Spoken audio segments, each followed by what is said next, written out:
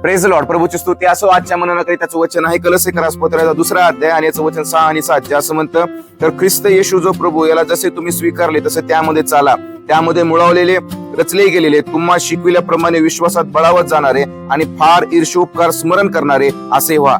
जिवंत परमेश्वराचं वचन या ठिकाणी तुम्हाला आणि मला देवामध्ये अधिक मुळावलेले आणि अधिक रचले गेलेले बनण्याकरिता सांगत आहे. आज जर आपली अशी इच्छा आहे की आपण ते बनावं, तर याकरिता तुम्हाला आणि मला देवाचं वचन वाचणं फार गरजेचं आहे.